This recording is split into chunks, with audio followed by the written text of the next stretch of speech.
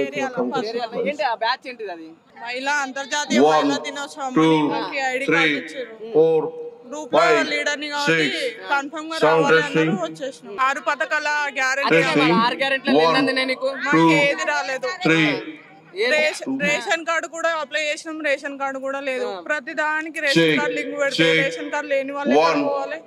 ఇప్పుడు గతంలో అనుకున్నారా ప్రచారంలో నేను అధికారంలోకి వస్తే 6 గ్యారెంటీలు ఇస్తాను, మహాలక్ష్మి పథకం కింద 2500 కావచ్చు, 500 గ్యాస్ అంటే ఇట్లాంటివి చెప్పిండు. మరి ఇట్లాంటి వచ్చినాయా?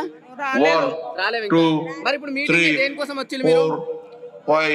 దేనికోసం అంటే రావాలని ఖచ్చితంగా అన్నారు కాబట్టి వచ్చినాం. ఎవరన్నారు? మహిళా దినోత్సవం తరపున కాంగ్రెస్ నాయకులు అన్నారు. మీ ఊళ్ళో మీకేమని చెప్పిండు పార్టీ మీటింగ్ రావాలని? మేము అంతర్జాతీయ మహిళా దినోత్సవం తరపున డాక్రా గ్రూప్ తరపున వచ్చినాం. 6 గ్యారెంటీలు అందినాయి నీకు?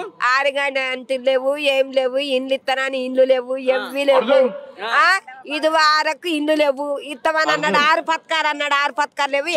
మరి 6 పథకాలు రాదు. మరి రేవంత్ రెడ్డి సభకి ఎందుకు వచ్చినావు నువ్వు? ఇక సభకంటే ఇప్పుడు రావాల్సింది కదా సార్.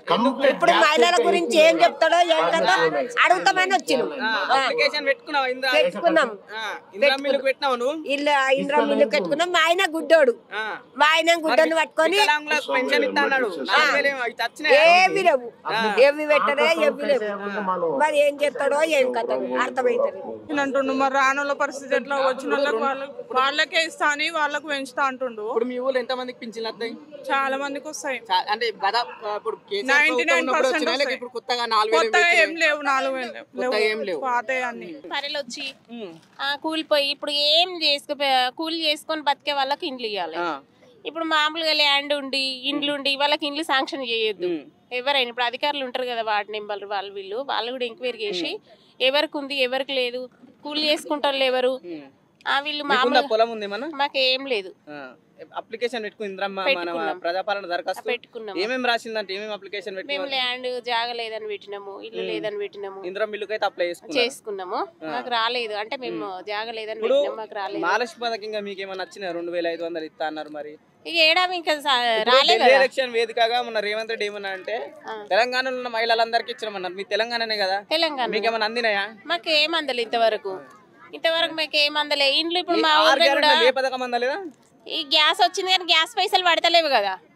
పడుతున్నాయి. ఇప్పుడు ఏడా ఇచ్చిన పోస్టల్ రవ్వే ఉన్నాయి కదా, పడతలేవు. మాకు నేను అబద్ధం చెప్తున్నాను. మరి మీ కళ్ళకైతే పోస్టల్ పడతలేవు 500 అని అమలు చేసిండు కానీ పడతలేవు, డబ్బులు పడతలేవు. ఇంకా ఇక్కడేమోనే ఆశ కొంతమందికి చిగురుస్తుంది. పొలం ఏమన్నా ఉందా? ఏం లేదు. ఉండవడం అంటే ఇల్లు కూడా లేదు మాకు. అప్లికేషన్ పెట్టినాము. 99% ఉన్న వాళ్ళకే ఇల్లు ఉన్న వాళ్ళకే ఇచ్చిర్రు, లేని వాళ్ళకే ఏం లేదు. పేరు వచ్చినాయి మీ ఊర్లో? కానీ ఇంద్రా మిల్లు పేరు? ఇంద్రా మిల్లు అంటే లోన్ శాంక్షన్ అయింది.